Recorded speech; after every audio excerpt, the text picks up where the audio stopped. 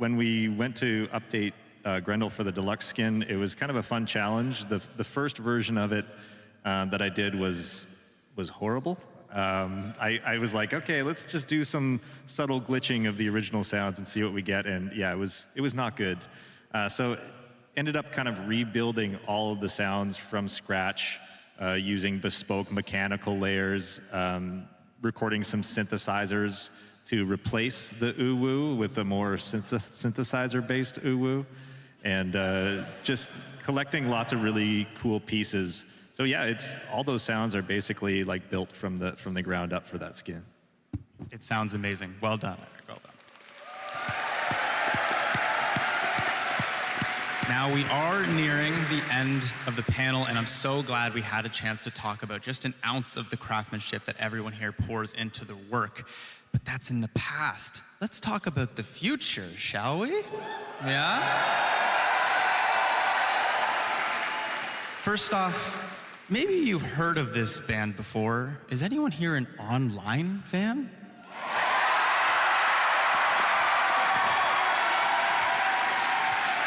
Well, you'll love this, because coming in a future Nightwave update, the newest, oldest online signal running late.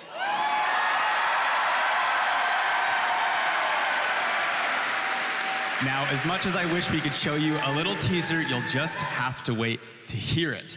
Tune into the, I'm sorry. Tune into the narrative panel, though, to learn a little bit more about this Nightwave update.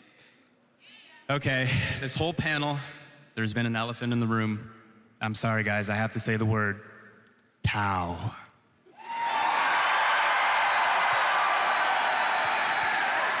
Now, I know we can't say much, but is there anything we can say about Tau today? There's nothing really that we can share. Nothing. Oh, hold on. What? There might be one thing we can share. Someone's joining the cast of Someone characters. is joining the Warframe cast.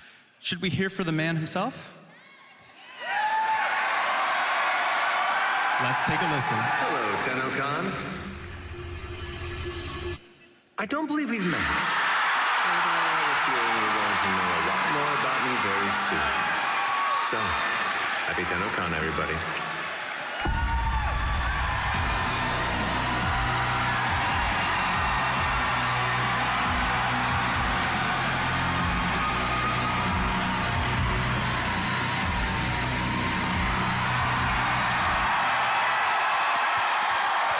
Yes, that is right. Matthew Mercer is joining the Warframe cast next. You're going to want to tune in to Tenno Live to learn who he plays. Okay. I'm stoked. That was awesome. Now, as you know, every year in the sound panel, we try to incorporate you guys, the players, into the next sound for Warframe. Now, we have a little idea, and let's just say where we're heading has some interesting weather. So we're gonna create some rain today with your help. Eric here has got a microphone to record you, and all you have to do is follow my instructions. So listen first, and then we'll do it. We're gonna start by rubbing our hands together. This will make our wind. Then we're gonna do some light snapping. This will be our light rain. Then we're gonna start smacking our legs with our open palms. This will be our heavy rain. Follow my hand from left to right and start. We're gonna do wind, snaps, slaps, and then in reverse. Slaps, rub hands, and then some wind. Make sense? All right, on the left side of the room, start rubbing your hands now.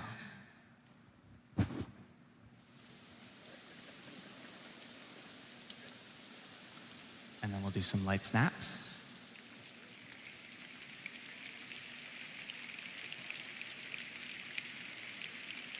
And then we'll do some slaps.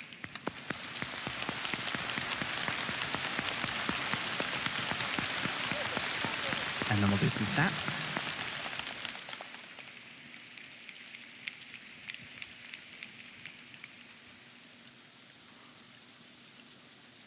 Did we get it, Eric? Amazing. Hey, thank you.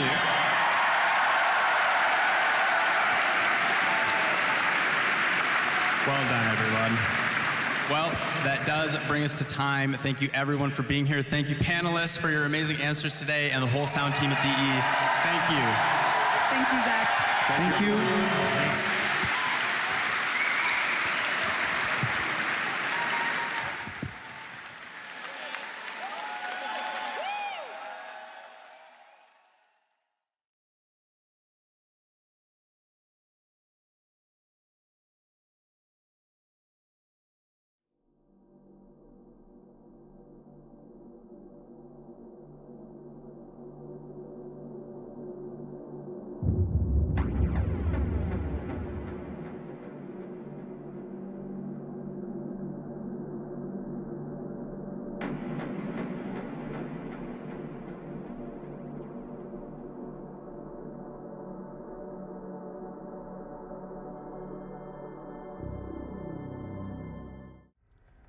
tennocom, day 2.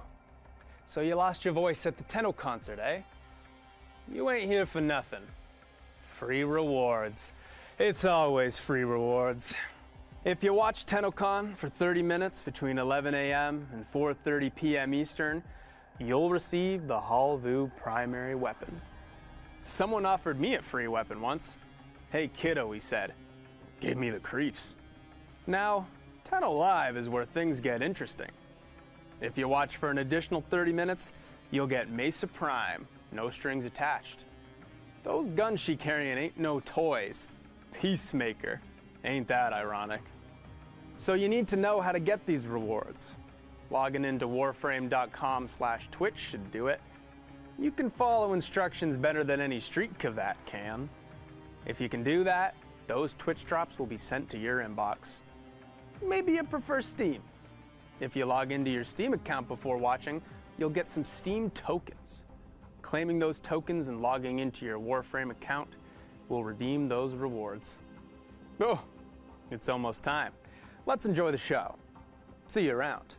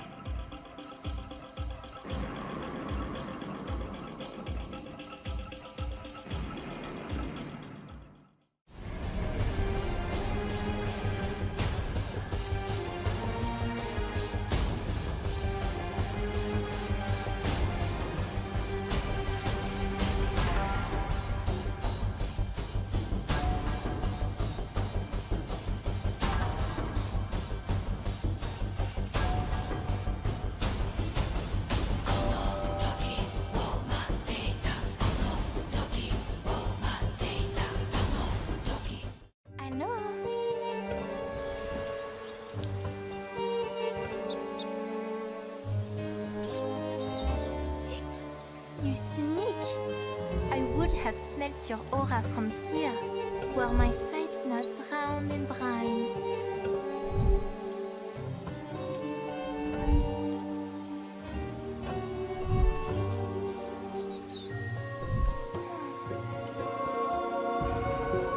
I am the witch Verminia. Enchantée? A flow pit. May you grant us some color and learn some taste besides. Flap, flap, flop it.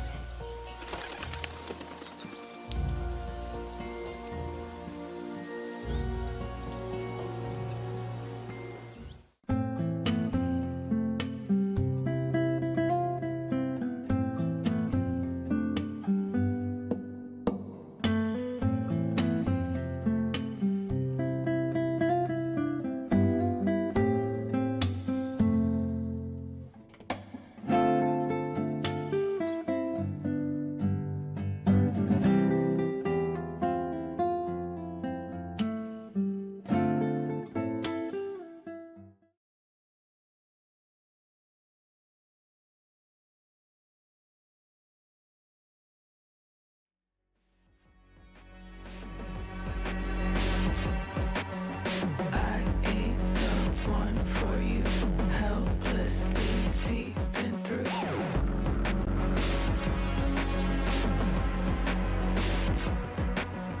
Let's go play peekaboo, something I've grown into. Look at the blood, look at the ink, watching it drip. Look at the blood, look at the ink, watching it drip. Look at the blood, look at the ink, watching it drip. Look at the blood, look at the ink, watching it drip. Look at the blood, look at the ink, watching it drip. Look at the blood, look at the ink, watching it drip. Look at the blood, look at the ink, watching it drip. Look at the, look at the. Look at the blood, look at the ink, watching it drip. Coming up empty, feels like a shove in the hip. And I know your whole soul and losing the grip. Look at the blood, look at the ink, watching it drip. What can I do? What can I say? I'm having fun, running on empty, even after jumping the gun. Looking away, 'cause I ain't the one for you.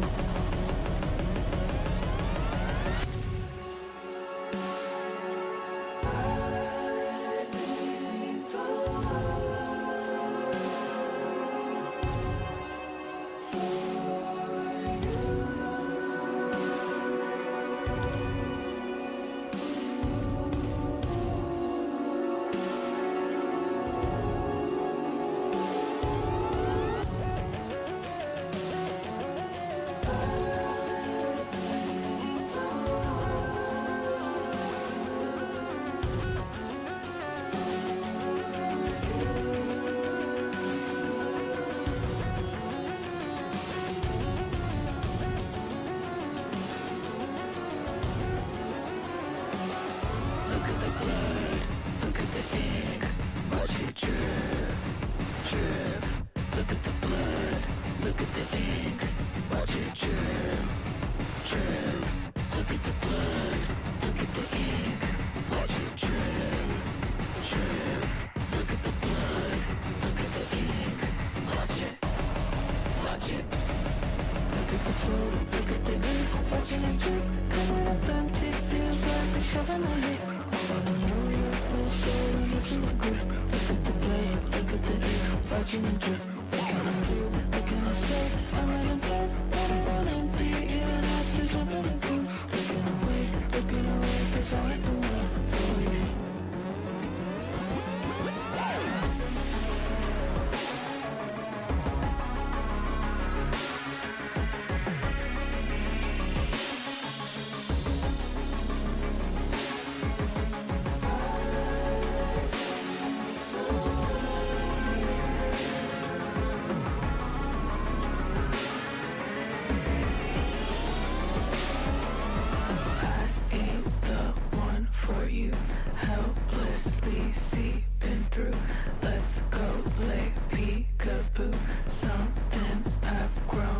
to.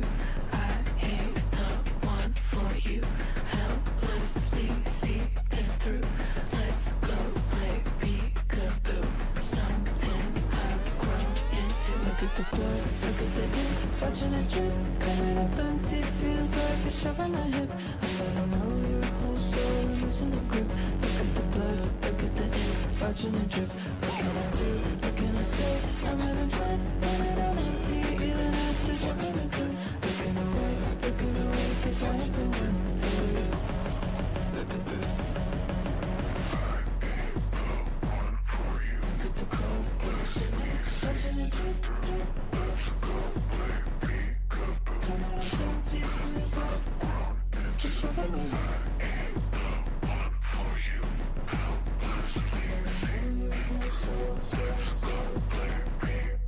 Look at the blood, look at the ink, watching it drip.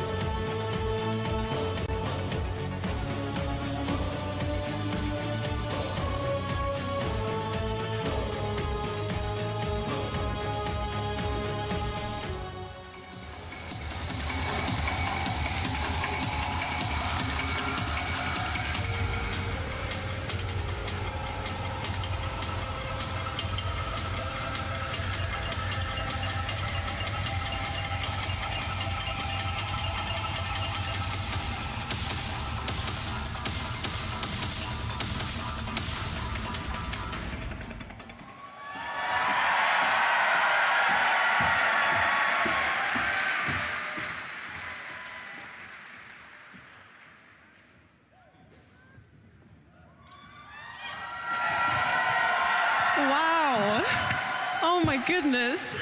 Hi, friends. Hello. Welcome to the art and animation of Warframe.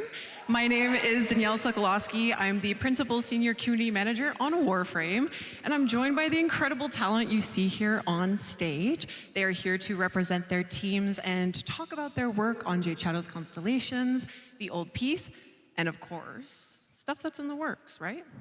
Right, we gotta reveal some things, right? Yeah. So why don't we meet our panelists? We're gonna start over here with the lovely Elise.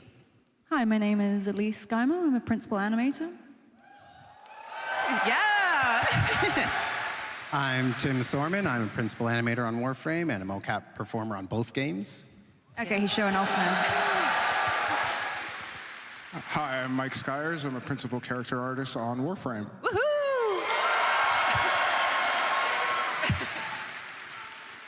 Hi, I'm Marco Hasman, Associate Art Director on Warframe. Yeah, Marco! I'm Gary Black. I'm the art director on Warframe. Hey, scary. And who is that we have on the end there? Detective? Detective Kaz? Hello. Hello. I'm Kaz Adams. I'm the weapons art lead on Warframe. Woohoo! Okay, everyone. Let's get started talking about one of our Twitch drops for today, the Halvu. Yeah, hey, a free sentient weapon? For free. Yes, if you're watching from home, you'll be getting this weapon for free just by watching. For you, those who are in the audience, you're getting it in an email. Don't you worry, we got you.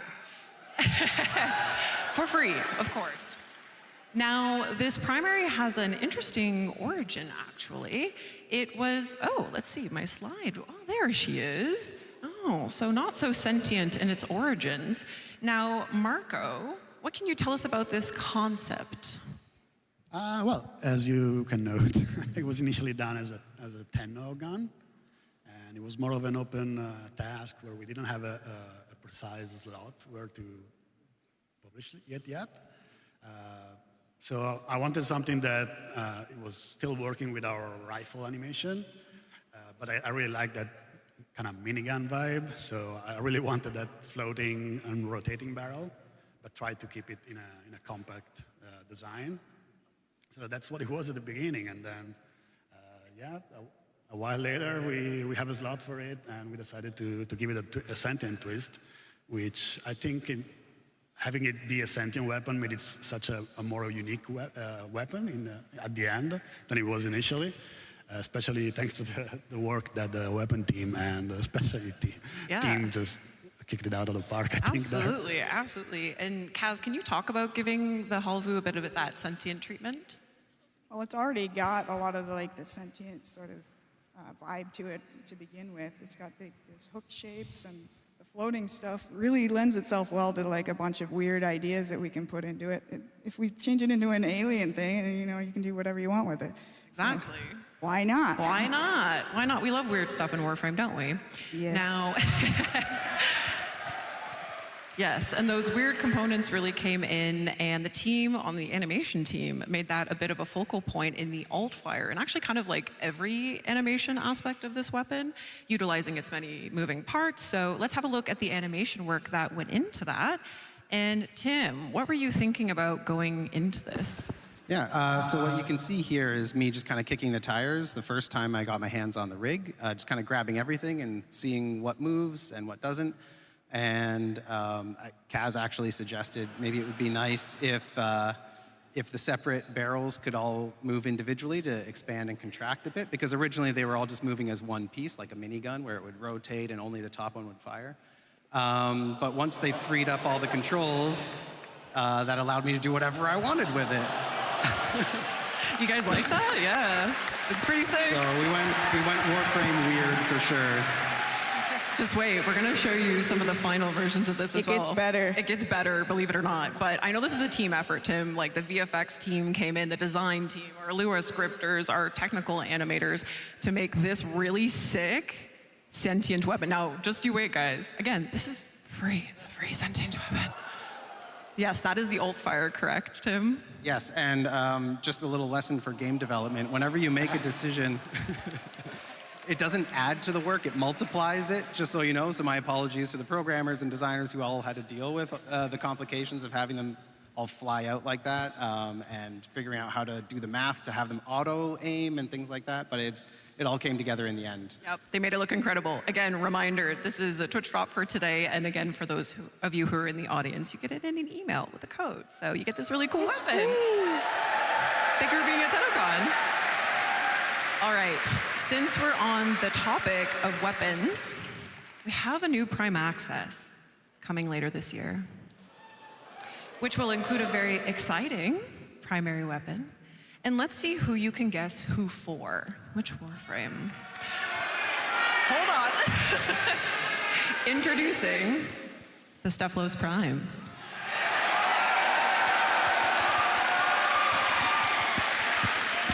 Now, Kaz, with prime weapons, we always kind of want to take it to the next level, but with the Stephalos, which is such a big, grandiose weapon, I imagine that kind of presents some challenges sometimes. Yeah, sometimes we start with really enormous weapons on the Tenno faction. So if you're going to make something enormous look more elegant and beautiful, you kind of need to slim it down a little bit. You need to get rid of some of the surface area and just stretch it out and make it more elegant that way. So we stripped it back down and we made it longer and more elegant that way, and then came back in and added some touches of the gold rails and everything on it. And made it a beautiful prime weapon. Now, we can't have prime access without also having prime accessories, right? Now, for our mystery prime, which you've surely not guessed what it is yet, we have operator and drifter cosmetics. Yes, ma'am. And Marco, I believe this is the first time we will be launching a prime accessories kind of like face pack. It's got the eyes, it's got the ears, it's got the face. So how did you guys approach that to kind of make it fit so beautifully on the operator and the drifter? Well, we generally wait until we are done with the actual warframe design to jump on the accessories, so we can steal some ideas and keep the identity of the original warframe still present in these accessories. And maybe you can guess what the crystals are here for. Oh, did I hear the word crystal? Yeah. Oh, Marco, do you want to tell them what it is? Well, we'll find out in a few seconds. Okay. Anyway. Citrine Prime.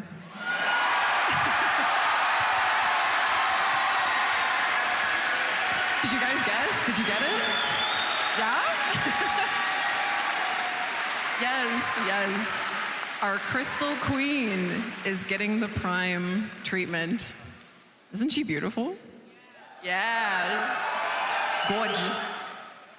Marco, Citrine already has a very kind of one-of-a-kind design. So how did you work with Corey to integrate those prime elements? Well, yeah, a lot of work goes early on to try and keep the identity of the original warframe still present and still very recognizable. So I think that's when you approach a prime warframe is the main challenge of that task. And then you tend to add on it and take maybe a couple of big elements to take the bigger swings at. Like in this case, we have the shoulders and we added a skirt on the back, but still always resonating with the main theme of the warframe. Absolutely. And now, okay, so we have a very exciting future ahead of us with Citrine Prime Access. And now this isn't everything that's going to be in that Prime Access, of course, so you'll want to tune into some future dev streams. We'll share a little bit more, but how excited are you guys for Citrine Prime?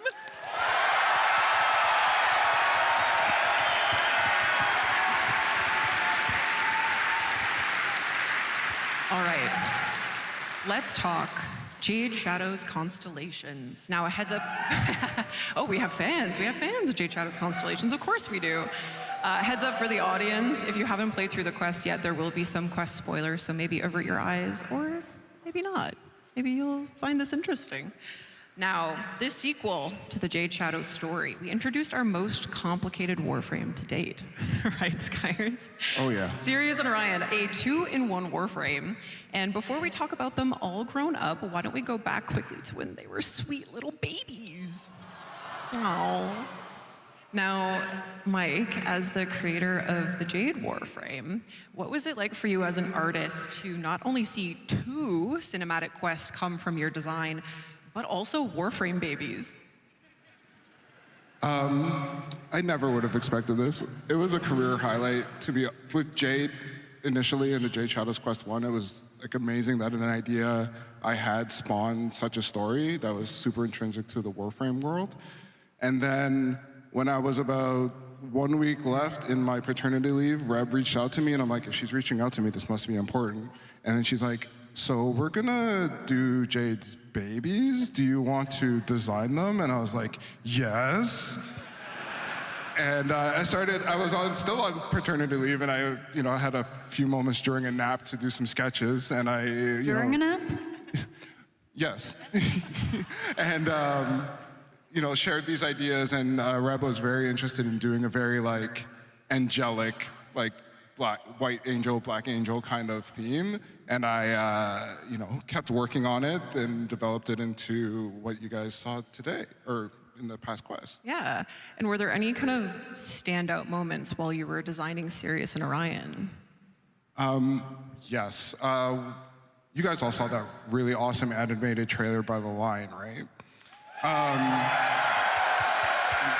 We were still heavy into working on the 3D models for these, and these being 2 characters with a lot of complexities with like their helmet wings that open, and then they both have to be 2 parts of one whole.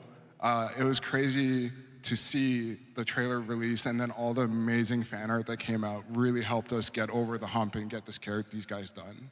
Yeah, and we love Sirius and Orion here, don't we? We do. Thank you, Mike. Thank you, Antonio. Look at our boys there, our sons, all grown up. They had a growth spurt. Now, Kaz, working off of Mike and Antonio's work with Sirius and Orion, you designed their signature heavy size, the Wrath and Pride. How did you want to approach the concept and the models for these? Because you did both.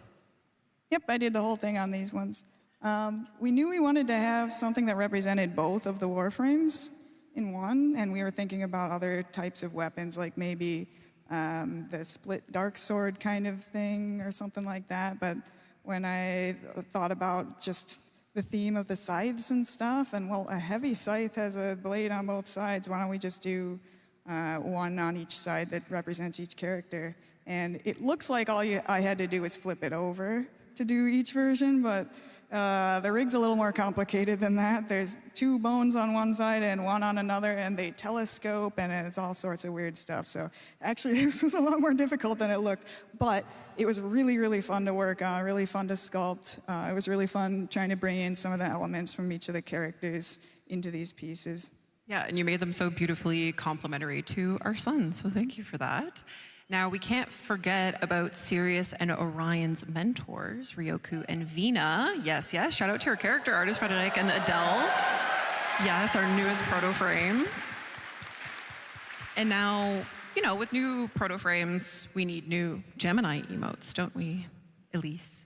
And both you and Shaylee worked on Vina and Ryoku's, which we'll have a look at now.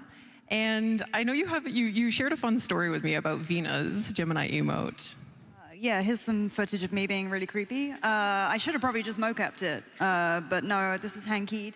So the direction for Vina, I think Reb said, well, first off, she's hot as fudge, and she would like live in blood, drink blood. She's all about that blood. So I was like, well, I'm gonna have to have her like licking some of it at some point. So I'll do like something where she kills someone so she can lick the blood.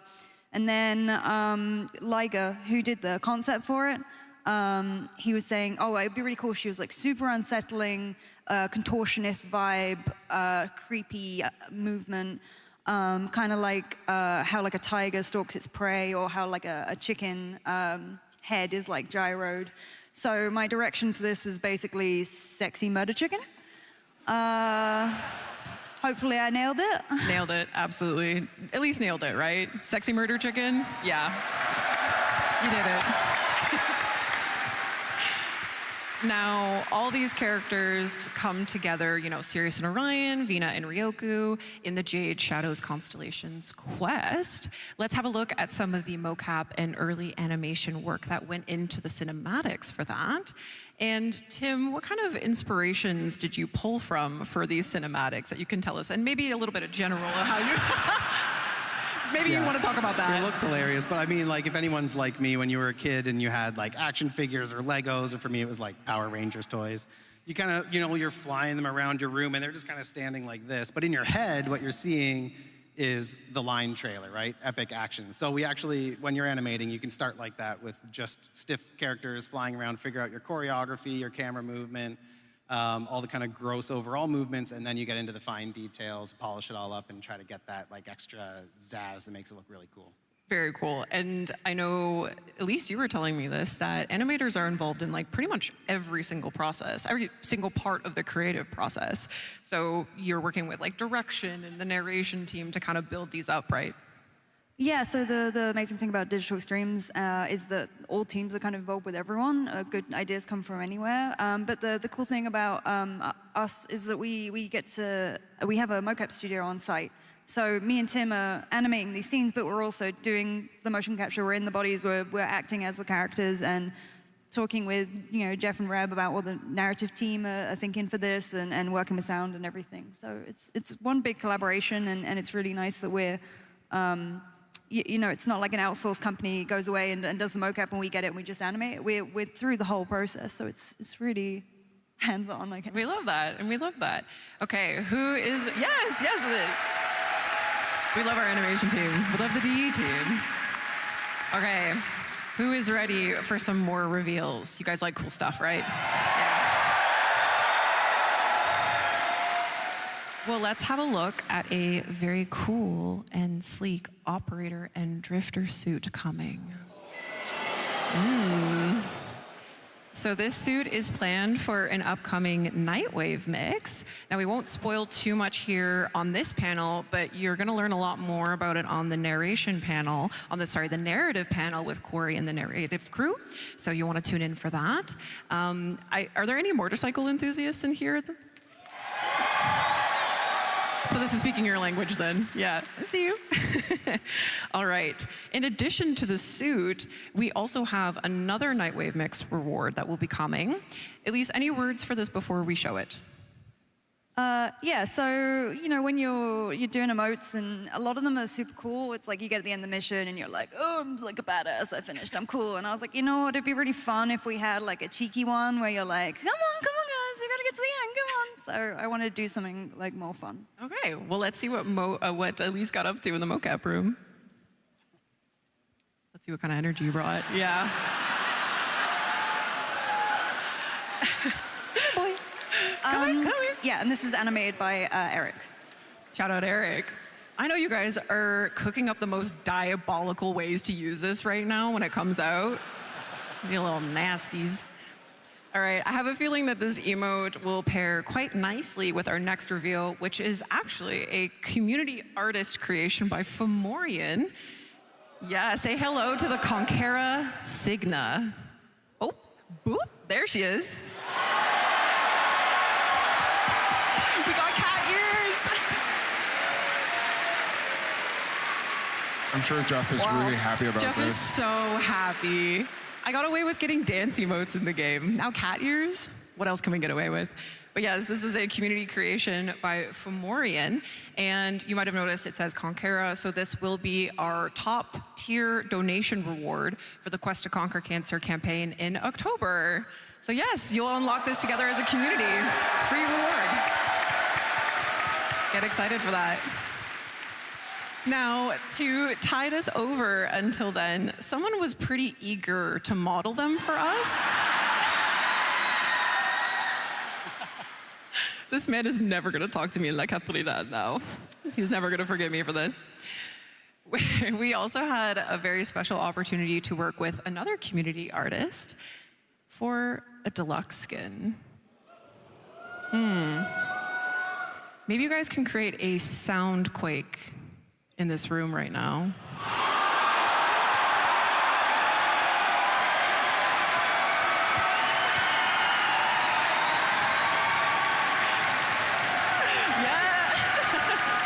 Banshee Deluxe.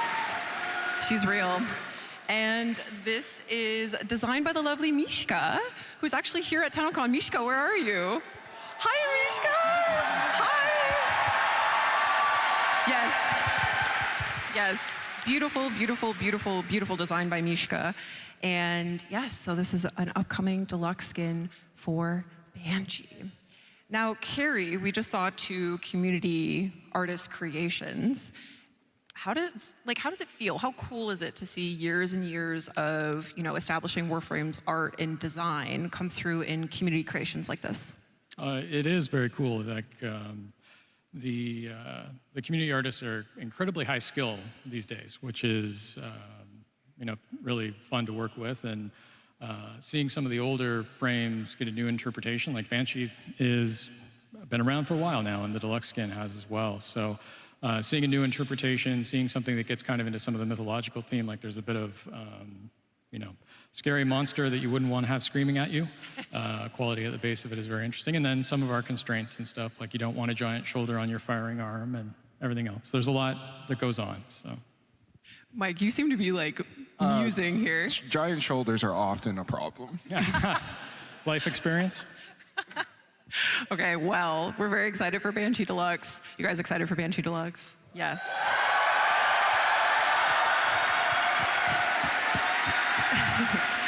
Okay. So much to look forward to, but let's take a look back. The old piece was quite a monumental update for, obviously, you guys, the players, but also for us at DE. We essentially set the stage for our journey forward with the old piece. But, of course, before we look forward, we have to look back. So we looked back through the eyes of the operator as they relived the moments of the war-torn moon Parida. This was an entirely new environment and setting that was majorly ambitious for the team to execute on. So let's have a look at some of the work that went into building it. And Carrie, I'm curious, what did the beginning, weeks and months look like establishing Parida?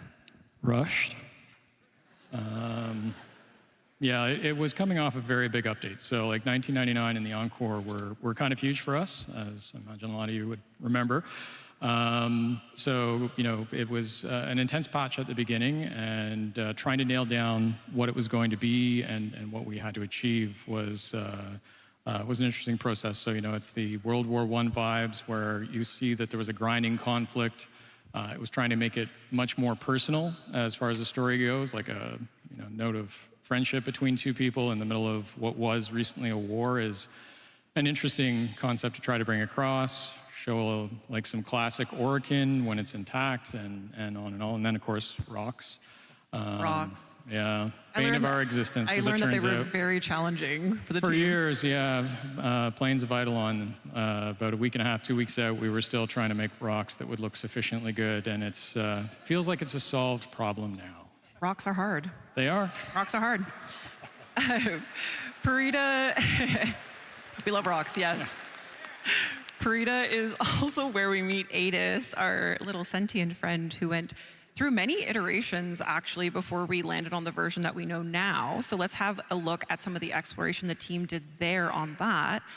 Marco, how in the world did you make players care about a sentient character? It's kind of unintuitive for us, right? Well, this is one of those rare occasions where we managed to get most of the concept team to take a stab at this. And we had, stuff that was very, very alien and something that was a little bit more into the human. And then, you have to pick one artist to go at it and finish it up. And in this case, Alfio took care of the last steps that you see here. And even at the very last steps, we even took more of the humanity out from taking care of the skin, but still keeping that kind of mask that could still emote, and you have the original Eddie's face under it, aligned to the eyes, etc. So we pushed it more and more into less familiar, more alien. And I think at the end, the reason why you still care so much for the character is mostly for the narrative, for the story, kind of the whole quest that you run through with him, and especially the work that the animators and voice actor did that really push it forward. Absolutely, you brought it all together. Now, if you've played the quest, you know that Adis has the ability to control what has got to be one of the biggest bosses in Warframe to date, the Hunhullus. Oh, Carrie, you might want to fact check me there. Is it the biggest to date? Are we including spaceships? Ooh, spaceship bosses? Maybe bipedal characters? Let's go with that category. Golems or something. It's very big. Yeah, he's very big. Yeah. How did you guys go about tackling such a large-scale sentient? I mean, it is different. You don't often kind of design from the point of view of an ant about to be stomped. So a different kind of design challenge on that side. And happily, we had the same person who did the vessels actually did the Hunhullus, and there's a lot of overlap in terms of scale and everything else that's involved with that. But, you know, it's a different point of view. You actually care quite a lot about a foot design. I know there is a lot of caring about foot designs in Warframe, but this one particularly... Carrie, we're trying to get through this panel without mentioning feet. It's a fetish. So, there is that. But yeah, you look up, so your silhouette at the top, everything else matters. So it is a bit of a different game, and it's bloody huge. So. It is bloody huge. Shout out to Alberto for such phenomenal work on the Hunhullus. Now, if you want to see some really cool kind of like in-progress states of the Hunhullus model, we actually have like a bonus panel content article that will be posted over at warframe.com after this panel concludes, and it includes, you know, Alberto's kind of step-by-step on how the Hunhullus was created. So you'll definitely want to check that out. We also can't forget about the Dactylus in our lineup of sentient characters. And now, Mike, can you tell us a little bit about how it was collaborating with different departments to make the Dactylus, it's kind of a dynamic character in the boss fight? Before that, next time you guys are doing a big, giant robot, please let me know. I think we already did. Working on this guy was really I think Carrie told me to say fluid process. It is. There's a lot of interdepartmentals. Yes, yes. Often, sometimes or actually I should say, the question often is what comes first, chicken or the egg, and the answer at DE is generally yes. So working on this, we worked with a bunch of departments, and Corey did a really cool design, and then having to make that in 3D and make it to the specs of the game designers for the boss fight was interesting. Like, I tried my best to split it up into different parts just in case if there was anything they needed to do, or if they changed their mind, they could do that. And I think at one point he was really bulky and really like hulked out, and they were like, we have to feel sorry for him. So we had to, like, you know, make him a little bit frail. And I think when we saw the demo last year, it really hit when he got stabbed. Yeah. Well, I know that you wanted to make the players care about a sentient character, which coming back to Adis was a bit of a tricky thing. Was there anything that you took from Adis that you applied to the Dactylus? We literally took his eyes and then put it in this character. I figured, you know, if it worked for Adis, it would work for this guy. So, you Absolutely. All right, and credit to Photodynamic as well for giving it its texture polish as well to really drive it home. Okay, so another unique element to this update was the new faction, the Anarchs, our new enemy faction. And of course, they came fully equipped with Tau Dax weapons. And Kaz, I know you had a blast working on these with the weapons team. What were some of the highlights? Yeah, so I got to design all of them, which is always fun. The only one that we had to use for reference at this point was the Orpheus from Teshin. So, well, I can't make everything out of just arc shapes and stuff. He's got to start pulling in some other elements. So I started looking at Teshin's model as well and bringing in more of those like slightly bulbous like bell shapes and things like that. And then some parabolic kinds of shapes as well, especially for the bow. And yeah, just kind of tried to expand the style a little bit. But it always is hard to start with these sorts of things. With the blank page, you don't know what you're gonna do. But by the end, the last one I did was the Grattler skin, and that one I'm really proud of. I think that one came out the best. Yeah, as you should be. It's incredible, right? Yeah.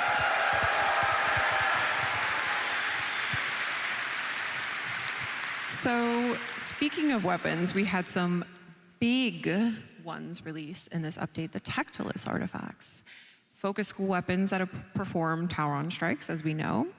And Tim, these had to be big. So what kind of techniques did the animation team employ to kind of give it that oomph? Yeah, so usually when we cast powers, we're focused mostly on mobility. Warframe's a very fast game, and we want you to be able to cast powers on the move. But with the advent of the Gemini emotes, we kind of tapped more into a cinematic camera where we would take control for a few seconds, not too long, and it really adds more cinematic flair and zazz to it. So when we had these big weapons, we knew it wasn't going to feel huge and impactful unless we did the same thing. So we made a bit more of a cinematic moment, take over control of the camera, and really show like the perspective of how big these things are. And I know you guys didn't mocap any of these because I don't think you could, right? So they were mostly hand-keyed, am I correct? Yes, we'll often shoot video reference, but I think maybe that first one that was shown in the demo was like a little bit longer, where you grab the sword and pull it out. That was originally mocap, but then we had to like crunch it down for speed, and there's heavy modification after the fact. But the rest, I believe, are all hand-keyed, yeah. Incredible. And I know a lot of VFX and SFX to kind of like really bring it home and give it that punchiness. Now, the Tauron strikes, like everything else we've discussed thus far about the old piece, all came together in one seriously epic cinematic quest. Elise, this screenshot maybe is giving you a little stress from looking back on putting it together, but I know that you said it was particularly cool to work on this opening sequence. Yeah. The sequence was super fun. You can't mocap guy gets smacked by a giant vessel. Well, we could, but I think someone might die. So so you can't mocap like hardly any of this stuff, and you also can't film any reference, which is what I usually do. So you just have to kind of eyeball it, and it was a really fun challenge. And then I think I was done with the sin and moving on to other stuff, and then Jeff said, "Hey, I know we have him on the ground and then he gets smacked and then rolls and then does all this other stuff, but the designers have added this really cool Maritic feature. So what if instead of that, he jumps up, hits him in the face, then gets blasted, then falls through the air, then gets knocked, and then da-da-da-da-da, and you have 2 weeks to go." So that was a fun challenge. So you made it happen. Yeah. And Tim, as I understand it, you found some motivation during your mocapping. You found it in a really great place while you were working on the old piece. Do you want to share that? Yeah, so like I woke up at one point last year with frozen shoulder, which just meant that like if I move it to certain positions, it would hurt a lot. And I thought, well, I just won't do that, it'll be fine. And then I was mocapping, I think, some agile animations for Uriel where he's got to like, raw, and I was like, oh, that kind of hurt. I think I really need physio. And physio apparently is find all the things that hurt the most and then do that for 40 minutes in the morning and 40 minutes in the evening. And I was like, I know I need to do it, but it's like, it's so annoying and it takes so long. And but at the same time that this was going on, NDD20 was doing his new player playthrough through Warframe, and we love watching him get absolutely giddy about the lore and feel all the feels in the quest. Getting to experience that again for the first time vicariously. To all the people who stream their new player experience, thank you for giving us the opportunity to feel that stuff again. But yeah, so what I did is I said, I'm just going to save these as a treat. I will only watch them while I'm exercising, doing my physio, otherwise I won't do them. And so he motivated me. So to some extent, you can thank ND for the old piece having all the proper mocap where it's not just one arm stiff by my side the whole time. So wow. Thank you very much. Wow. Thank you, Andy. I was hoping to shake his hand today, but he's not here. So sometime maybe we'll make that happen. Virtual handshake. Yeah, thank you everyone who plays Warframe and streams it and shares those experiences with us. That makes it very special, very motivating for the team. So thank you, Elise and Tim, for sharing that. We now have a video showcasing all of the incredible animation and mocap work that went into the old piece. So sit back, relax, and enjoy.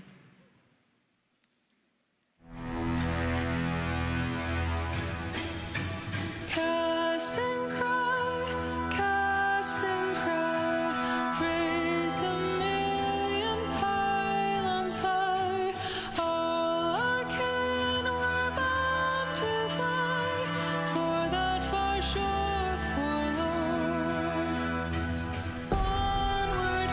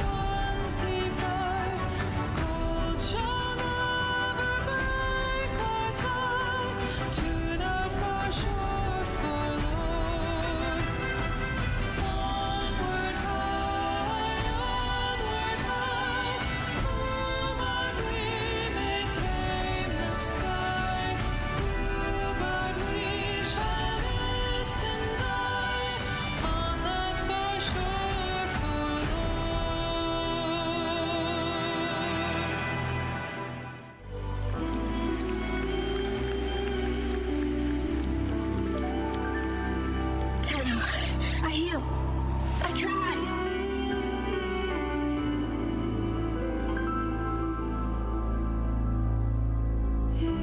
My light goes with you now.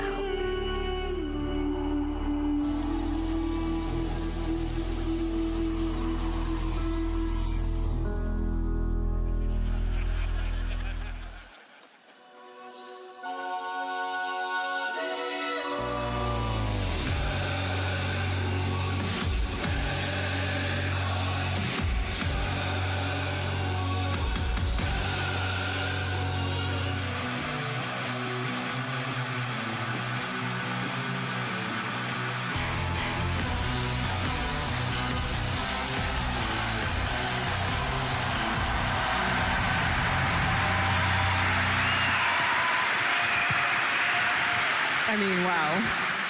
I have shivers. I think we know how your shoulder got messed up. Yeah, actually. We gotta talk to Jeff. Literally just got a case of the olds while I was sleeping.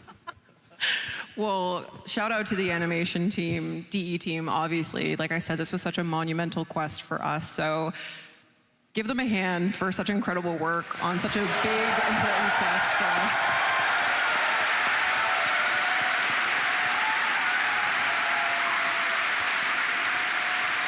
Now, of course, that quest sets the stage for our journey to Tau.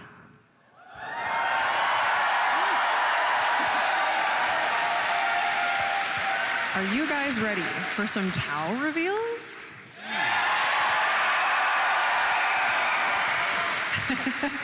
Is Tim not ready? Is that what was happening over there? Okay. So let's start with the kind of weaponry you'll have in your arsenals. How does a shotgun sound?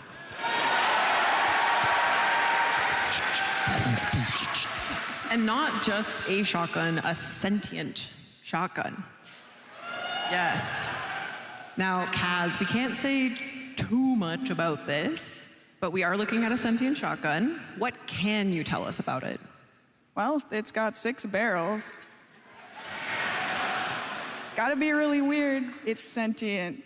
There might be a really weird animation that goes with this one, with some really weird little arms and stuff. Tim, do you wanna give him a little tease, maybe? Warframe weird. Warframe weird. So sentient arms, 6 barrels. They move. They move. They do stuff. Okay, you'll just have to wait and see.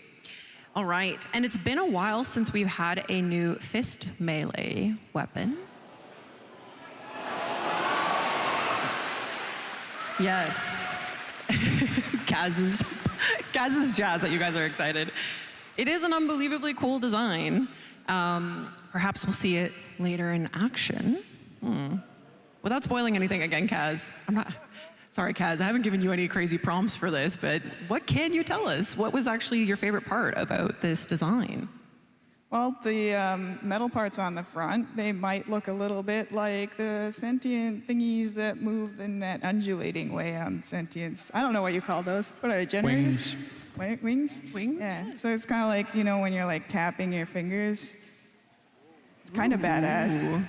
Undulating fingers. We like that. And with a new shotgun and with a new fist melee, you'll surely need something to shoot and punch, right? Well, we're heading to a place where you'll meet some very interesting sentient enemies.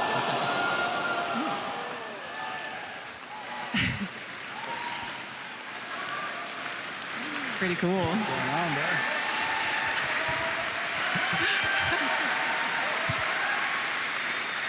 Don't you just want to punch him? Yeah, I kind of just want to punch him.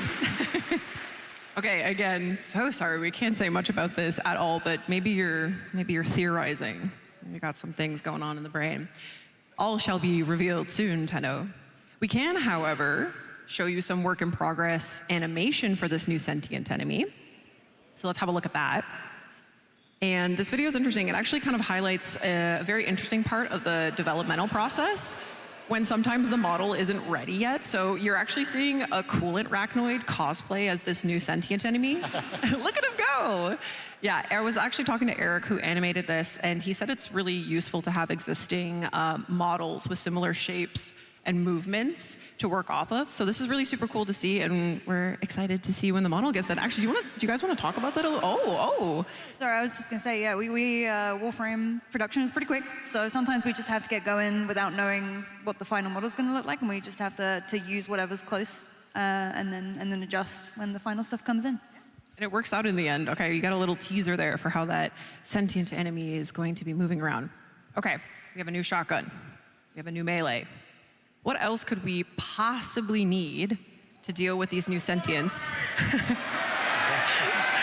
Maybe we'll need the core cracker. The core cracker. Yes?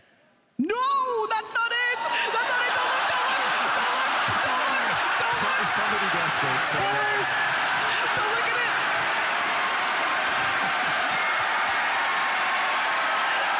Whoopsie-doodle.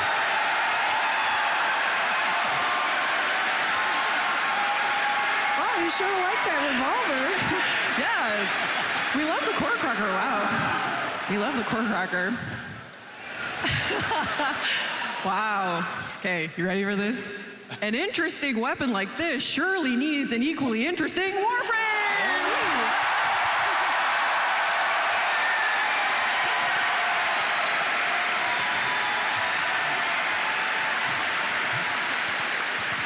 Say hello to Briscoe. Marco. Yeah. What are we looking at? What are we looking at here? Well, yeah, there you go. Briscoe is a new detective warframe that's gonna play an important part in the, our main update for this year. Absolutely. And as you've seen, he's carrying a big gun, and we're kind of going with that long trench vibe with him. But as you can see, probably, and guessed by the spoilers that we've seen online, he has some sentience influence going on. Yeah, but kind of an opposite take compared to something like Caliban, where Caliban is more very heavy on the sentient elements. The open chest is floating, a lot of floating elements. In this case, Briscoe is almost, what was that? Sorry, I can hear you, buddy. So in this case, Briscoe, he has more of almost a normal warframe design or a blueprint, which maybe we are suggesting that it's made with sentient resources. Marco, teasing a little too many things there. So who's excited for Briscoe?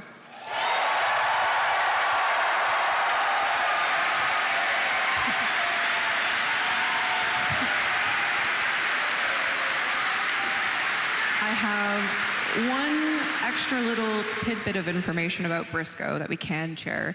He will have his very own hound companion. It's very exciting. And it looks awesome. And it looks awesome. I'm we can't sorry show you right we're not now. showing it to you today. Picture it in your mind. Picture it in your mind. But we will show it in future dev streams. Don't worry, but get excited for that. Little Briscoe hound companion.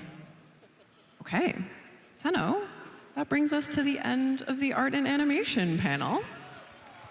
There will be an article, like I mentioned, a bonus panel content article posted over at warframe.com. It features things like a video about Descendia's level design process from Cole Crosby, which is very cool. You'll want to check that out. Thank you, panelists. Thank you, Elise. Thank you, Tim. Thank you, Mike. Thank you, Marco. Thank you, Carrie. Thank you, Kaz, so much for joining and sitting up here in front of this amazing crowd of Tenno, sitting here in London, Ontario, Canada, watching from around the world. Shout out to everyone at Digital Extremes. And I think Steve said it best at the beginning of the day. We love humans that make art. We love human-made art. Yes, sir. We sure do. We sure do. And a heartfelt thank you for creating characters and worlds that make us fall in love more and more with Warframe, with each update, with each chapter of this 13-year story. We are so appreciative for all of your hard work. Thank you so much to the DE team, the art departments, the animation departments, everyone who makes these updates happen, who makes Warframe happen. And thank you guys for watching. and being here with us today.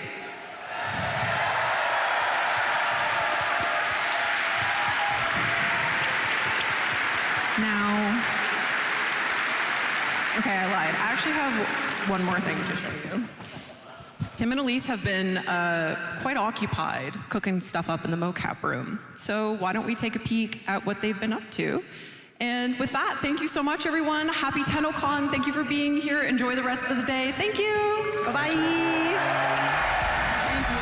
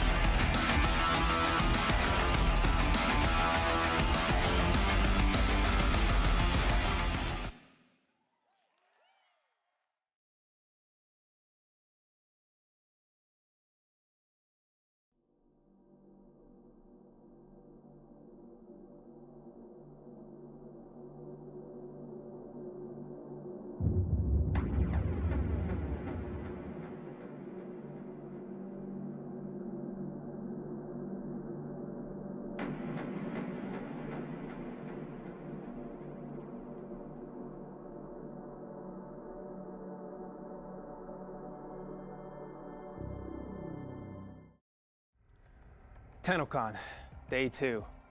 So you lost your voice at the Tenno concert, eh? You ain't here for nothing. Free rewards. It's always free rewards. If you watch tennocom for 30 minutes between 11 a.m. and 4:30 p.m. Eastern, you'll receive the Halvu primary weapon. Someone offered me a free weapon once. Hey kiddo, he said. Gave me the creeps. Now, Tenno Live is where things get interesting. If you watch for an additional 30 minutes, you'll get Mesa Prime, no strings attached. Those guns she carrying ain't no toys. Peacemaker. Ain't that ironic? So you need to know how to get these rewards. Logging into warframe.com/Twitch should do it. You can follow instructions better than any street cavat can. If you can do that, those Twitch drops will be sent to your inbox. Maybe you prefer Steam. If you log into your Steam account before watching, you'll get some Steam tokens. Claiming those tokens and logging into your Warframe account will redeem those rewards. Oh, it's almost time. Let's enjoy the show. See you around.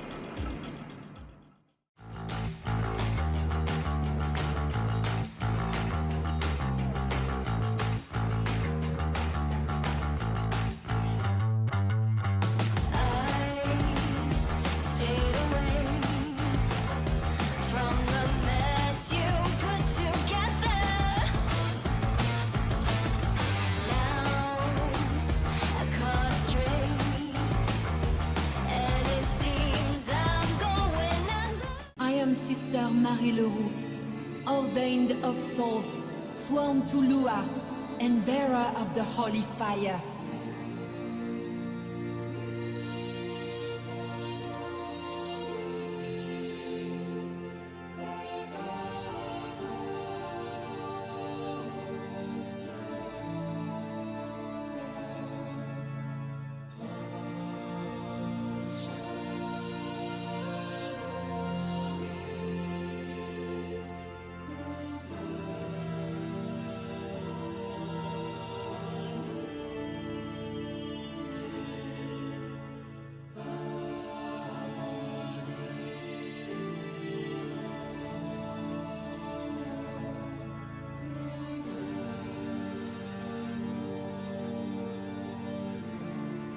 There is much work to be done.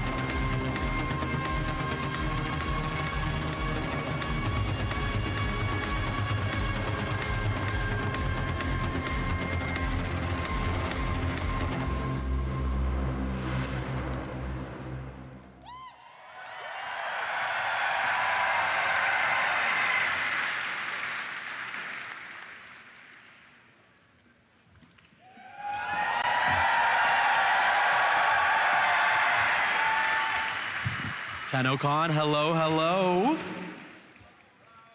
Tenno, here, there. Hi, everyone. Everywhere. Those of you joining us in London, those of you watching from home, welcome to the 2026 Warframe Narrative Panel. Yes, that is right. We have been approved for a second year after last year's panel. Will we get a third? Who knows? My name is Corey van den Huggenvand. I'm a community project manager on Warframe, and I will be your host for the next 50-ish minutes, a deep dive into the lore of the world of Warframe. But you're not here for me, you're here for these folks. I am so pleased to introduce you to Warframe's principal writer, responsible for many of your favorite memes, Kat Kingsley. Hi, everyone. Next we have our lead narrative designer, the Game Dev Hero Award nominated, Ryan Mole. Hello, everybody. Pleasure to be here. Next, this is a real treat for me, actor extraordinaire, 1/3 of the Devil's Triad, the voice of Roth, Renee Zager. Hello, Tom. Yes, yes. Now, you may see an empty chair. Ben Starr was meant to join us on this panel, but ever since he got cast in Soulframe, he stopped answering my emails, big-timed us, so we needed someone to fill the spot. Fortunately, our creative director was able to step up, so please introduce to the stage Miss Rebecca Ford.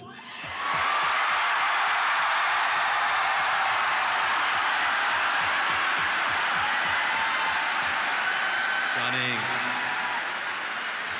Rebecca Ford stuns at tennocom 2026. I don't know how she made it.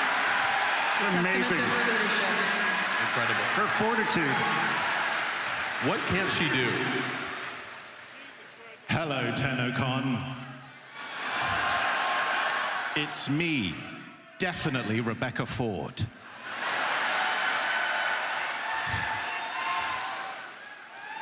Reb, it's so wonderful to see you. Can you look at us? Can you believe this? I can't believe it. It's amazing. It's amazing to be here. And, you know, unlike Ben Starr, who's cheating on you with Soulframe, I would never do that to you.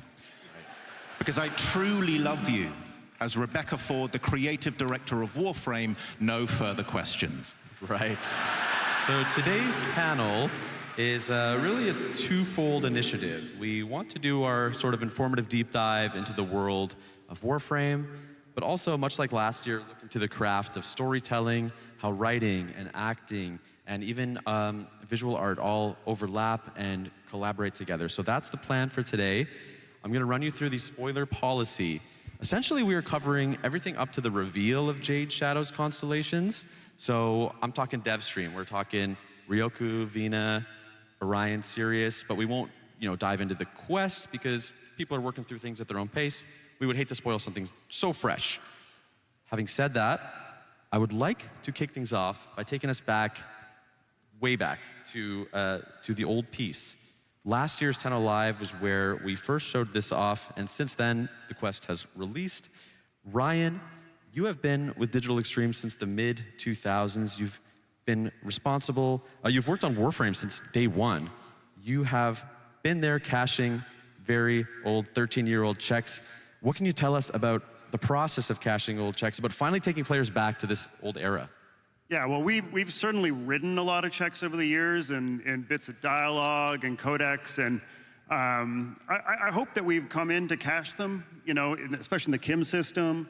But there was one check, it became clear at our writer's room last year that we still had to cache, and we hadn't done it. And actually, Reb, you were leading that meeting. Do you want to tell the story? Thank you, underling Ryan. You truly have been a good servant to me over the years. But I do...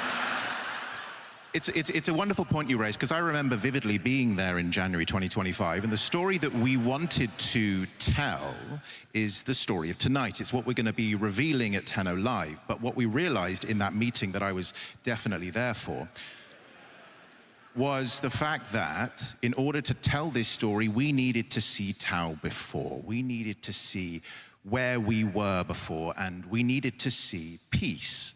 And it was in that moment that this is where the old peace kind of derived from. And there was one thing that I desperately wanted, and that was essentially trench warfare, right? I said over and over again, trench warframe, coin it now. It's true. It was right there from the beginning. And the problem with that meeting is, Ryan, you wouldn't stop screaming. He has that problem. Ryan, do you feel that the old piece, for the most part, matches your vision for the era?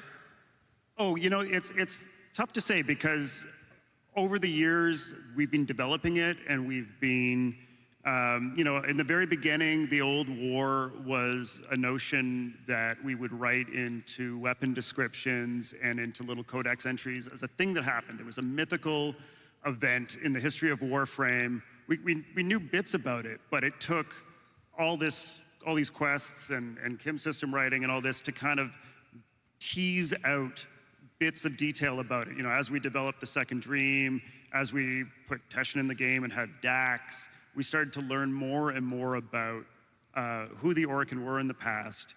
And so when it came to write this, it was almost like the way that the Operator and the Lotus are excavating memories. We had to do the same thing for this quest to really understand what this era of Tau was going to be like.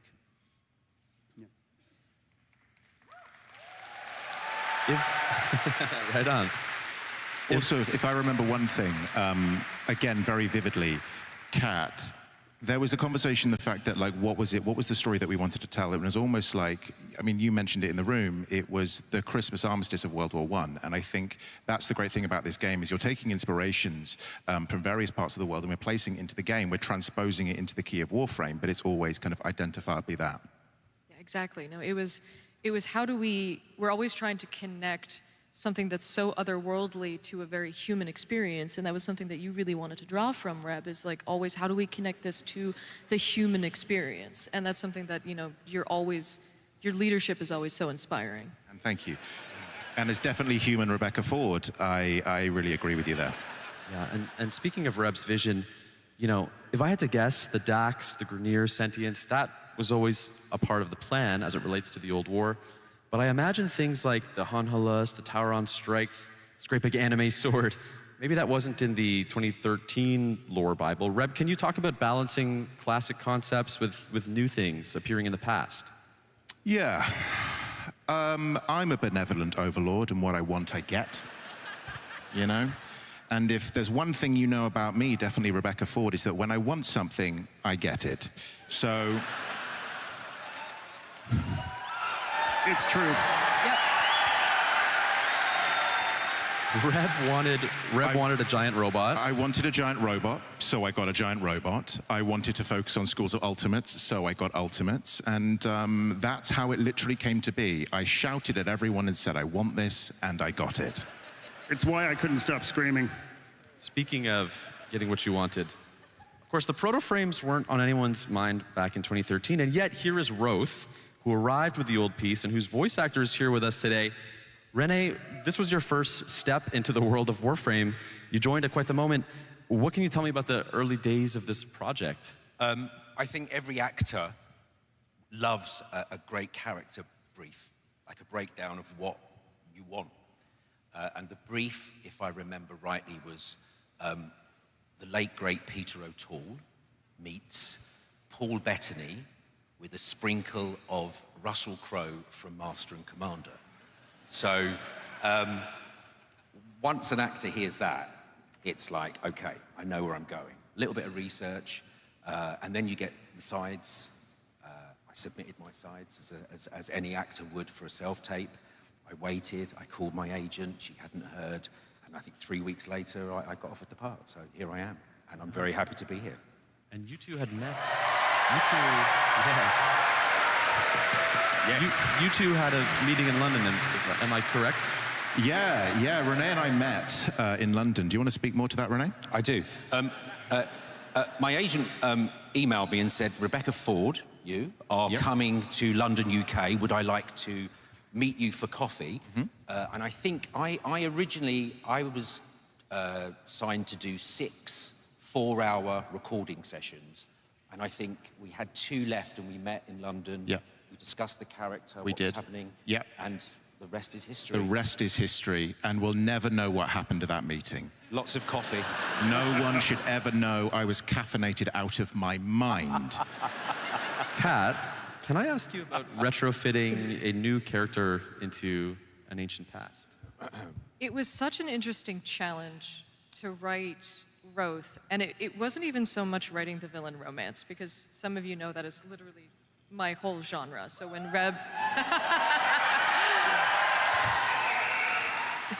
when Rebecca came to me and said, Orican villain romance, I would say no more.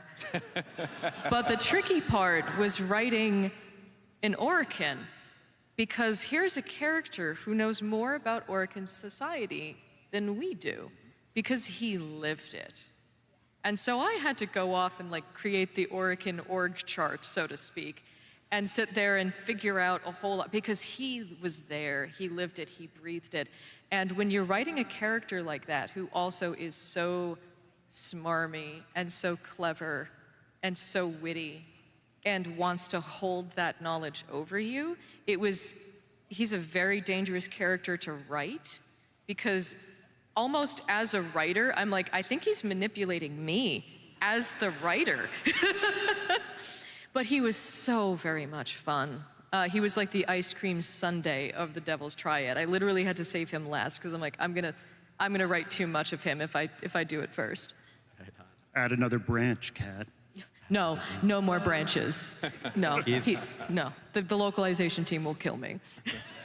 If you checked out our panel last year, you'll know we showed you what was called a casting sheet for Eleanor. This year, it's a little different. We didn't actually have a casting sheet for Roth. Reb, why was that the case? Well, as we know, I'm collecting actors like Infinity Stones.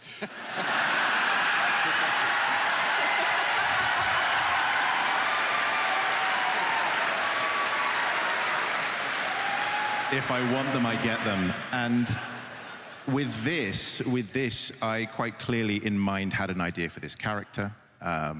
And there was an actor in mind that I was particularly interested in. And Renee, you were that actor. And so we didn't actually need to write anything. It was more just finding the flavor of something. You don't need to hear the actual lines written down. It's more a sense of the character. So this is what you were given.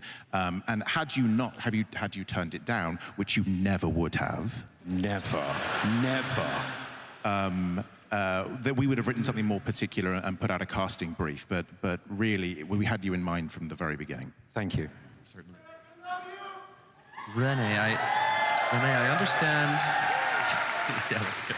I understand you recently revisited some of the material from the Devil's Triad. Was there any line or any particular part that stuck out to you? I have a line that I'd like you to read. In the style of Roth? Yes, please. Okay. And there are many people watching. Okay. Okay. So this is the bloodbath proposal. Okay. She summoned me to her bath one evening. I strode across the mingling puddles of perfumed water and blood and stood dutifully to attention. I'm bored, Rose. Let's kill all the other Orokin and take over.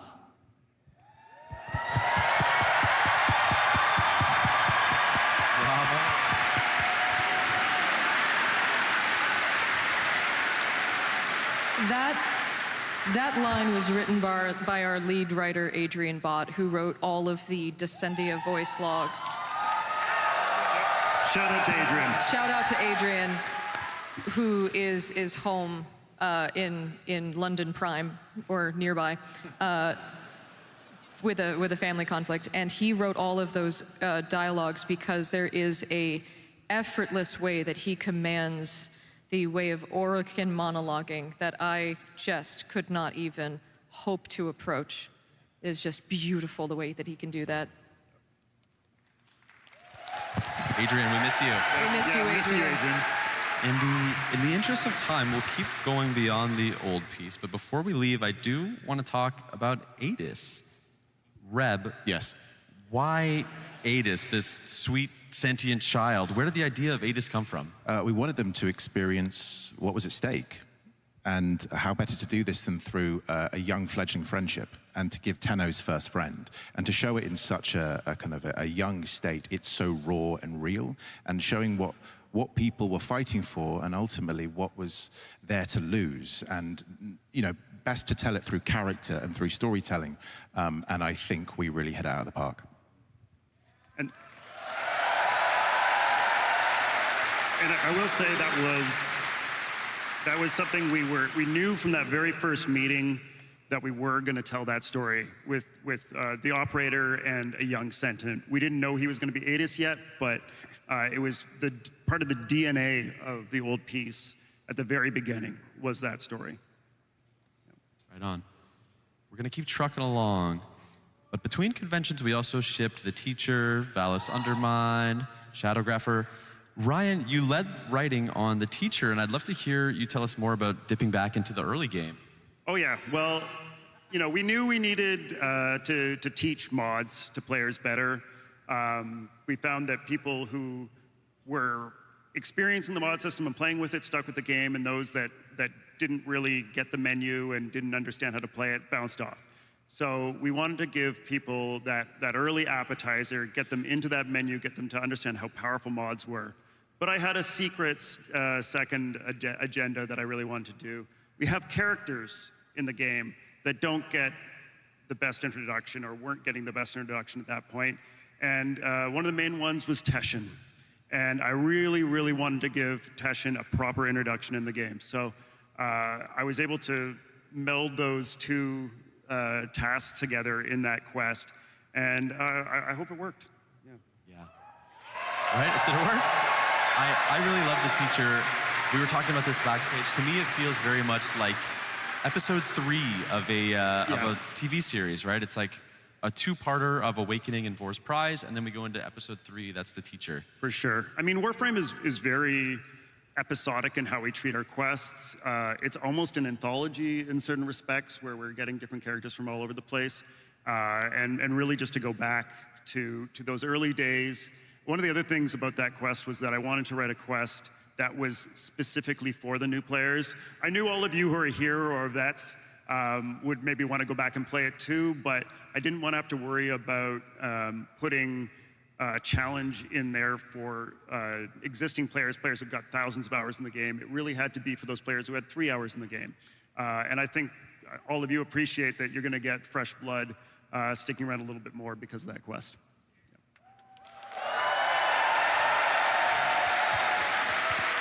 By now, our players understand the premise of the update for Jade Shadow's Constellations. Kat, what can you tell us about developing a direct sequel to a quest? It's somewhat rare for us. It is, and it definitely proposed a lot of interesting challenges, because talking about writing checks and then having to cash them later, there was a Warframe, baby.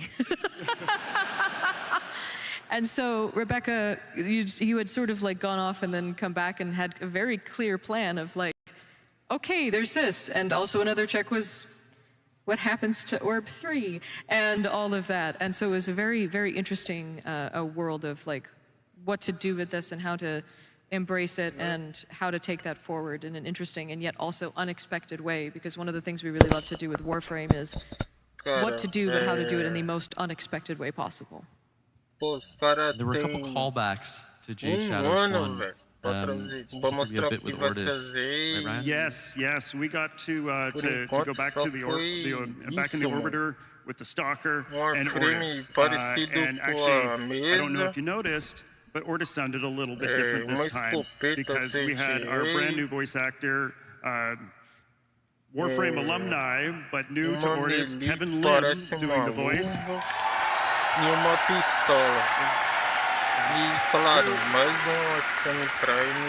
I really think you nailed the spirit of Ortis without trying to do a sound-alike or anything like that. You really took the mantle that Mike Leatham, our retired Ortis, developed and ran with it. I'm so happy with where we are. Can we give it up for Mike Leatham?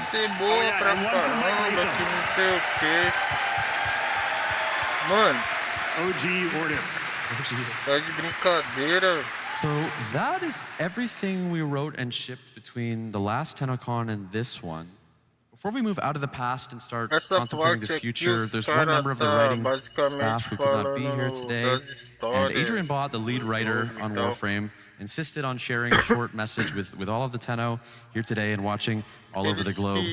This one's for the lorehead, so grab your notebooks. Class is in session.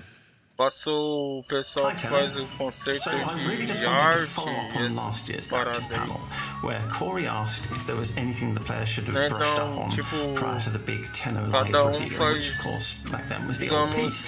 Back then I could only make vague and half-assed references to old lore and Hammer's comment about how we severed worlds. That was because one important background detail for the old piece is that the Sentients did in fact complete their solar veil between the origin system and town. That's actually something we've known about for as long as we've known about town at all.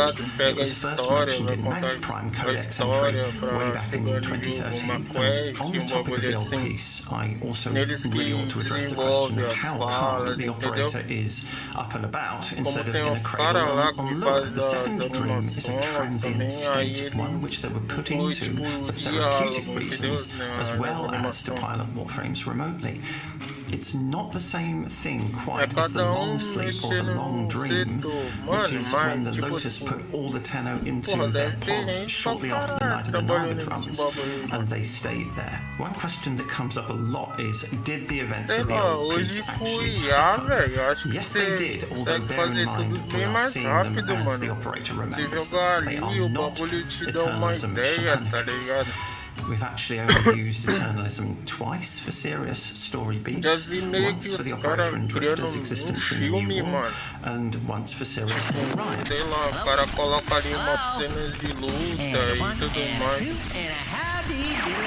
Which leads me neatly on to the question of what is the indifference really, and what does it want?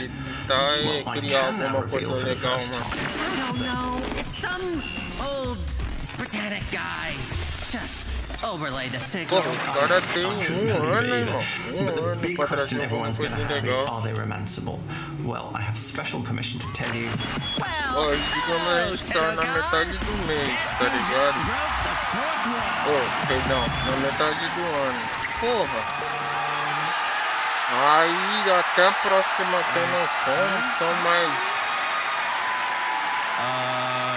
6, 12. Praticamente no ano os caras falar do jogo de novo, tá ligado? What's Amir's up to? O que vai trazer do you have any idea what we just saw? He is back.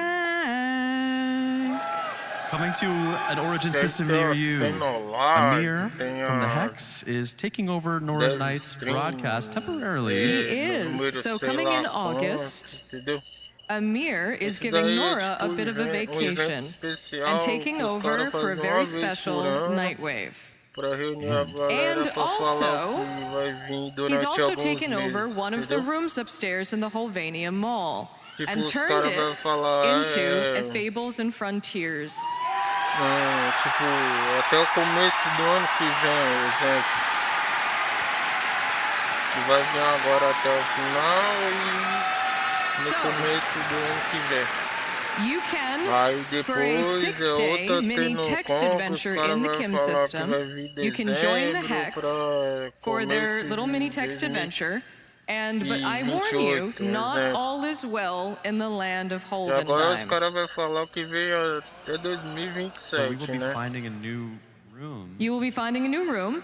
You will meet Amir there to make your character. Mas basicamente And then you eles will play the game eles devem on fazer Kim só with the rest of the Hex for a nessa little 6-day mini warframe, text eles devem adventure. fazer do... Now, all of the parts and pieces, now the como que é o art nome, that mano? we worked with the creators here. Now, this art, Do outro jogo aí que eles estão desenvolvendo, tá ligado? this art was created, this concept art was created by Briggan. Now, Briggan is in the audience tonight. Agora esqueci o nome dessa bagaça.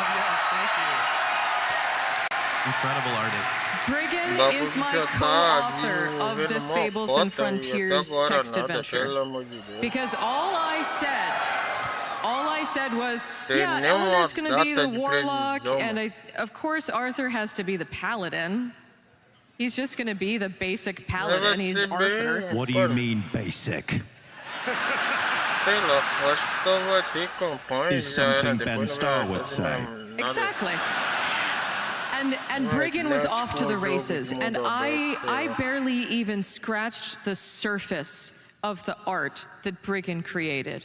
And so what we've created here is the parts and pieces to then give back to the community for all of you to be able to take these and play campaigns of your own and run off and be free. We have a little time lapse. Can we show? We'll keep talking, but we'll show a little time lapse here. of Briggan's work in process. Because this is our love letter to you, the community, because you fell in love with these characters. And then I've fallen back in love with what you've created. And it's like, this wouldn't have happened. This Fables and Frontiers campaign wouldn't exist without all the love that you've given to these characters. And so we wanted to do this as almost a thank you to all of you. And like to be able to see what, and yes, Monk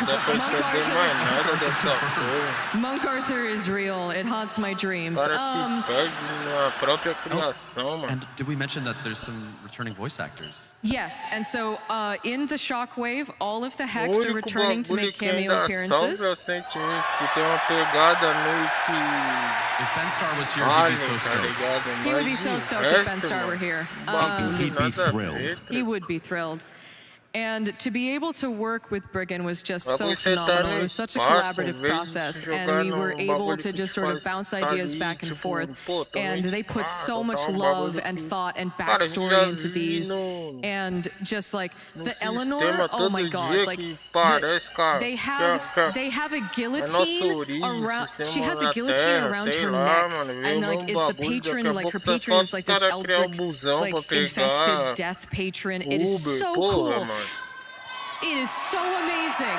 Esse cara fazer bagulho pro cara, sei lá, There's a few more things coming in this update as well. And so we have these amazing glyphs coming. Aoi is a barbarian. Fashioned after a bone widow. And it is so cool. It's gonna rock. And if you were watching the Summit panel, you may have heard that a new online track is on its way, and that will be arriving with this update. Might also be a little bit of Tennogen, maybe a few more Tennogen segments. You didn't hear from me.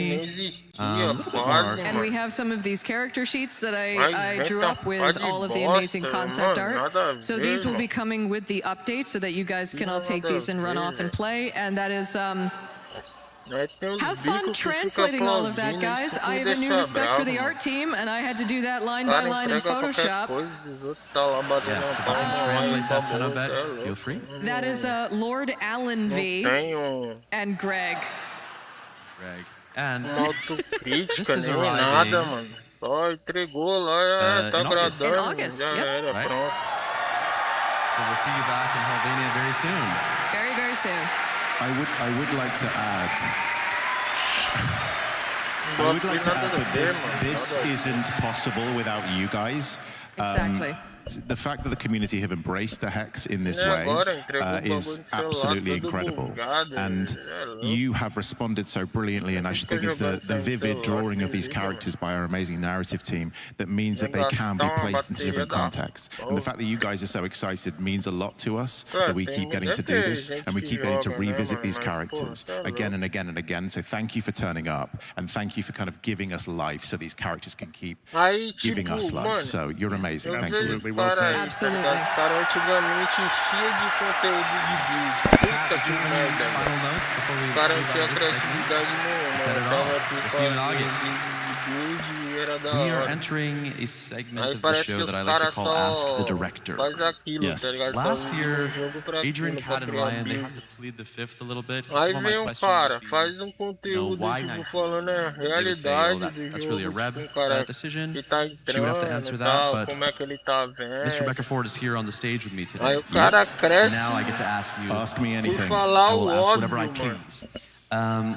So I know we said Tipo, no porra, tá JS ligado? Constellations Não é spoilers, but we agreed aqueles to make caras one que exception. ficavam, There was just one que eu particular fui line build, that I want to dig sou into. profissional da Hunhow frame, tells que the não sei o stalker, que, quote, minha build é Nata can pica never know. demais. She must always believe in a Tá future. ligado? Um I know this bagulho line caught a few forçado, people's mano. ears, and it certainly caught mine. Aí Why cara is que it that faz um bagulho Nata can never know simplesinho, what tô happens in Jade falando, Shadow's tipo, sei Constellations? lá, ou às vezes o cara tá se Hunhow fazendo ali, né? O can cara é burden ligeiro, vê que he tá can no deal with the hype, burden of the knowledge aí quer formar that os the future inscritos, is enfim. fundamentally doomed in Aí some começa a capacity. viajar no He warframe, can depois shoulder that abandona burden, e cria but conteúdo de outro jogo. in order for Nata Só que assim, to keep é pra going, você ver he a is giving criatividade her the do one thing youtuber that BR. enables her to keep going, and that is hope. The belief that Que os caras there is a ficam better world after today. copiando And I no think outro, that tá is ligado? a Aquele gift conteúdo velho and a massivo beautiful de thing that build. a father Aí o can cara give a faz child. um bagulho simples, que é tipo, mano, sei lá, o que tem I mais? wanted É to get, jogador have a iniciante. little bit of real talk. Os caras que é You've antigo, been mano, os studio caras não querem nem intern, saber, velho. community Os caras tá manager, community cansado de director, warframe, now creative director, and outros all that time you have só been the entra voice pra of the encher Lotus. linguiça. How has your relation to this Sei character lá, o changed cara que cria over this time? Well, first of all, conteúdo, don't I entra sound lá, great as the alguma hora, Lotus? faz um videozinho, pronto, já era. Outro já abandonou mesmo.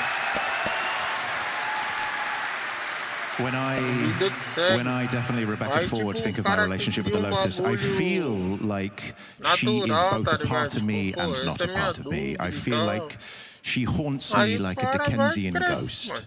Porque, tipo, a maioria da If dúvida I dos respect caras, tá her, ligado? Porque os she caras tá respects chegando me. It também, is quer it's saber an amazing como é, relationship, como and I'm funciona. O cara incredibly não proud quer to kind of keep chegar going e with ficar it. olhando build de... How do you build plan de and builds, write mano. for yourself Bagulho não é now nada a when ver, Lotus is part of the parceiro. quest? Are you Well, every time I'm telling Adrian to kill Encher her, linguiça mesmo. Cê é louco. and he won't let me kill her because I, in good Aí, faith, can't tipo, continue mano, on being a Nepo Lotus and writing all the stuff for eu her. espero So, que no, eles Adrian wants to keep tenham... letting her live, but Ó, every vou single pra time we go into a entregar, new meeting, porque, I pelo amor want de a Deus, mano. death for her. But you guys keep wanting her, so she's just going to keep coming back. Já tá chato a frame, mano. Sério. how do you decide where her story should go? Do you feel an investment in her that is different from some of the other characters? Well, Kat and I actually had a good little chat about this recently, and we both decided that she has one, a tease. She has one big important thing to accomplish. So I think we can tease stay tuned, Kat. Exactly. So stay tuned. This is a question for Reb, but I suppose the whole team can jump in as well. How important is story to the gameplay of each update? I'll say arguably probably the most important thing about this game. It's something to hang the grind on and make people keep coming back. We have this ethos which is at least one character per update. Because this isn't just a series of systems or mechanics, it's a living, breathing world, and the story keeps you coming back. And the fact that like this game is thriving more than ever is testament to the strength of the stories, testament to the strength of the writing team, working in tandem with all of the amazing artists and designers and developers of this company. But yeah, I would say